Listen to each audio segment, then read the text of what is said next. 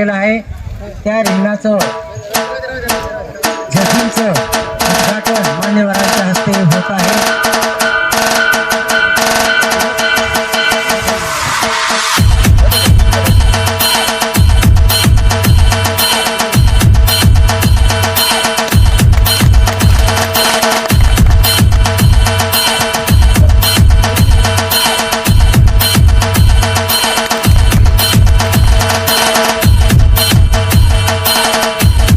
पशुपालक या ठिकाणी मान्यवरांच्या हस्ते दीप प्रज्वलन होत आहे।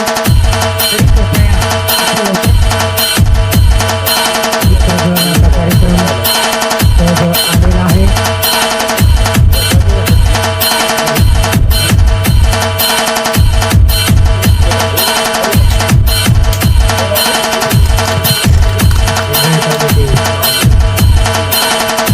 जिल्हा परिषद हिंगोली पंचायत समिती कळमनुरी अंतर्गत भव्य असं पशु प्रदर्शन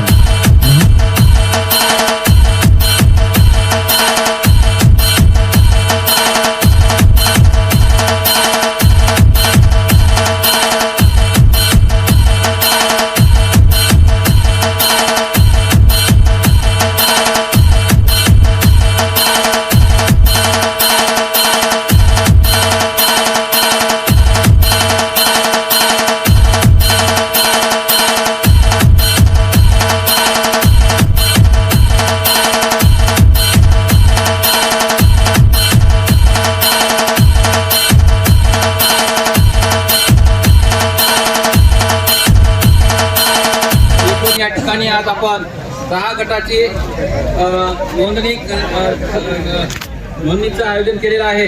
त्यामध्ये संकरित गाय गट हा एक गट आहे, संकरित कालवड गट आहे। या कालवड गटामध्ये 1 ते 3 वर्षापर्यंतच्या वासराचा समावेश होतो। देशी गाय गट आहे, देशी गाय गटामध्ये या जातीवंत देशी गायी असतात, जसे की देवणी आहे, नंतर गीर आहे, नालचंदारी आहे। अशा प्रकार ज्या ज्या देशी गायी आहेत त्यांचा हा एक गट आहे। नंतर या देशी गाय गटामध्ये देशी कालवड गट 1 ते 3 वर्षापर्यंत या गटाची सुद्धा आपण नोंदणी घेत आहोत। तसेच देशी वळू गट 1 ते 3 वर्षापर्यंत या गावामध्ये महाशिवरात्री निमित्ताने ते पशु प्रदर्शन आयोजन केलेलं आहे।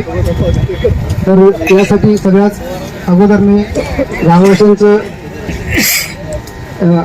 स्वागत करतो आणि थोडक्यात जास्त कारण खूप वेळ झालेला आहे जनावर पशु प्रदर्शन घेण्याचा एकमात्र उद्देश हे आहे की आपल्या लोकांमध्ये एकमेकांसोबत एक चांगली स्पर्धा निर्माण व्हावी आणि जनावरांचे जे विविध जातीबद्दल त्यांना माहिती व्हावी की कोणते जनावर कोणत्या जातीचं आहे, त्याचे काय गुणलक्षणे आहे, त्याचे लाल कंदारी आहे त्याचे काय गुणलक्षण आहे, संकरित जनावरमध्ये काय बघावं लागते, देवणी आहे आपले जे देशी दुसरी जे देशी आहे देवणी आहे, पुन्हा लाल कंदारी आहे आणि संकरितमध्ये होस्टन जाती आहे आणि जर्सी जाती आहे। तर या जातीमध्ये काय फरक आहे, त्यांचे कोणकोणते गुण जाती आहे हे आपल्याला कळणे खूप आवश्यक आहे। तसेच जेव्हा आपण कोणती स्पर्धामध्ये सहभाग घेतो तर ते सहभाग घेण्याचं अगोदर आपल्याला माहीत पाहिजे की ह्या कॉम्पिटिशनसाठी आपण जनावर कसे तयार करावे, त्यासाठी आपल्याला काय करावं लागेल। जनावरांचे खास गुण आहे की जेव्हा तुम्ही कोणत्याही जातीचं जनावर कोणत्याही व्यवसायासाठी ते समजा दुधासाठी तुम्हाला जनावरे करायचे असेल किंवा शेळीपालन दुसरे जे आहे कोंबडी पालन आहे हे सगळं करण्याच्या अगोदर त्यांचे थोडेसे जे आमचे खात्यामार्फत जे प्रशिक्षणाचे जे आयोजन करण्यात येते त्यामध्ये तुम्ही सहभाग नोंदवावा आणि थोडीशी ट्रेनिंग करा। ट्रेनिंग घेतल्यानंतर आपल्याला हे जे तुम्ही आता करायला याच्यापेक्षा जास्त चांगल्या रीतीने तुम्हाला ते करता येते। जनावरांचं देखभाल करण्यासाठी त्याची तब्येत चांगली असावी, त्याचे जे वेगवेगळे रोग निर्माण होतात ते रोग निर्माण होऊ नये म्हणून आमच्या खात्याच्या मार्फत जे वेळोवेळी आमचे डॉक्टर्स येऊन लसीकरणाचे कार्यक्रम घेतात। तर मी सगळ्यांना हात जोडून विनंती करतो की जेव्हा आमचे लोक तुमच्या गावामध्ये लसीकरणासाठी येतात तर त्यांचा साथ द्या, कारण लसीकरण करून घेणे म्हणजे रोग येण्याच्या अगोदर हे एक प्रतिबंध आहे। जसा आपण एखादा कॉलनी समजा किंवा गावामध्ये गावाच्या बाहेर चौकीदार उभे करतो आपण किंवा गावामध्ये चोर येऊ नये आहे का नाही, चौकीदार यासाठी करतो की गावाची हिफाजत होईल, कोणी बाहेरचा माणूस मध्ये येऊ नये. तसंच आपण लसीकरणाचं कारण मेन कारण हे आहे की हे रोग आपल्या जनावरांमध्ये येऊ नये. एकदा लसीकरण केलं म्हणजे आपले जनावर त्या रोगापासून एकदम काय म्हणतात त्याला रोग होणार नाही, प्रतिबंध होऊन जाते आणि जनावरांमध्ये ते रोग होत नाही. आता सध्या आमच्या खात्यामार्फत लाडी खुरकूत लसीकरणाचा कार्यक्रम सुरू आहे. तर मी सगळ्यांना विनंती करतो की सगळ्यांनी कोणतेही कारण न सांगता लाडी खुरकतीची लस अगोदर त्यांनी देऊन टाका. पुन्हा आमचे लोक जे आमचे कार्यकर्ते, आमचे डॉक्टर्स आहे, आमचे LSS बंधू जे कोणी येते तर त्यांना थोडा सहकार्य करा. त्यांचं लसीकरणासोबत जे तुमचे जनावरांची नोंद आम्ही NDLM वर जे आमचे पशुधन साहेब आहेत त्याच्यावर आम्ही नोंद घ्यालो. त्यासाठी तुमची साथ पाहिजे आम्हाला. काही OTP लागली तर द्या, असं सांगू नका की आम्ही देत नाही, आम्हाला काही नाही. कारण NDLM हे जे पिवळ्या कलरचे जे बिल्ले आम्ही मारायलो हे याच्यामध्ये आमच्या स्वतःचा काय फायदा नाही, तुमचा फायदा आहे. त्याच्या पुढे प्रत्येक गोष्टी जी आहे ज्याचे जनावरचे कानाला जे बिल्ले आहे आणि ज्या शेतकऱ्याची नोंद NDLM वर आहे त्यांनाच ती योजनेचे लाभ भेटणार आहे. तरी मी सगळ्यांना विनंती करतो की लसीकरण करून घ्या आणि सोबत तुमचे जनावरांचे नोंद बरोबर आहे का बघा. आता काय झालं माहिती आहे का, हे जी नोंद 2017 पासून सुरू झालेली आहे तर त्यामध्ये रेकॉर्डमध्ये खूप तफावत आलेली. कारण जसा जसा वेळ जातो त्यामध्ये थोडासा डिफरन्स येत राहतो. कोणाचे मोबाईल नंबर बदलून जाते, कोणाचं जनावर मरतो.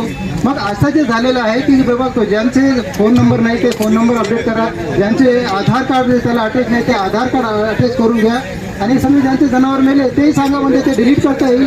आणि जे नवीन जनावर आपण घेतलेले त्याची नोंद करा. हे सगळं करणं यासाठी जरुरी आहे की आता शासनाने पशुसंवर्धनाला शेतीचा दर्जा दिलेला हे आपल्या सगळ्यांना माहितीच आहे. आता हे जे आपण जे सांगितलं की 0 ट्रिपमध्ये जे आपलं हे करणार आहे ते आता खरंच हे बोलण्याची इथे आपण काही डिस्कशन करण्याची जागा नाही. पण एक तुम्हाला सांगतो आता जे होईल ते होईल, पण आपल्याला तिकडचे जे शेतकरी आहे त्यांचे मुकाबला करण्यासाठी आपल्याला काय म्हणतात त्याला मजबूत होण्याची गरज आहे. त्यासाठी तुम्हाला कॉम्पिटिशनमध्ये उतरायचं असेल तर तुम्ही त्याचा जास्तीत जास्त नॉलेज घ्या. पशुसंवर्धन विभागाने तुम्ही कॉन्टॅक्ट करा, माहिती करून घ्या, वेगवेगळ्या रोगाबद्दल माहिती करून घ्या आणि त्यांचे जे लसीकरण आहे ते लसीकरण करा. लसीकरण केलं म्हणजे 80-90% तुमचं टेन्शन मिटून जाते, रोग येणार नाही. जे छोटे मोठे रोग आहे संडास लागली, ताप आले हे येतात, आमचे डॉक्टर हे लोक येतात आणि ते निघून येतात. तर आता जास्त वेळ न घेता मी थोडंसं विनंती करतो की एक तर लसीकरणारे करा आणि आमचे विभागाचे जे वेगवेगळे योजना आहे ते आमचे सहाय्यक आयुक्त पशुसंवर्धन डॉक्टर बंडेवार साहेब आलेले आहे किंवा आमचे LDO विस्तार लोंढे मॅडम आहेत त्यांच्याशी संपर्क करा. वेगवेगळ्या योजना आता हे जे शेतीचं जे आपला दर्जा मिळाला त्यामुळे पशुसंवर्धनाला खूप योजना येणार आहे. तर मी आपल्याला एक थोडंसं आवाहन करेन की थोडंसं या योजनेबद्दल थोडी जागृती आपल्यामध्ये तयार करून घ्या, कॉन्टॅक्ट करा, नॉलेज घ्या आणि पशुसंवर्धनाला साथ द्या आणि त्याचे तुम्ही खूप फायदा घ्या.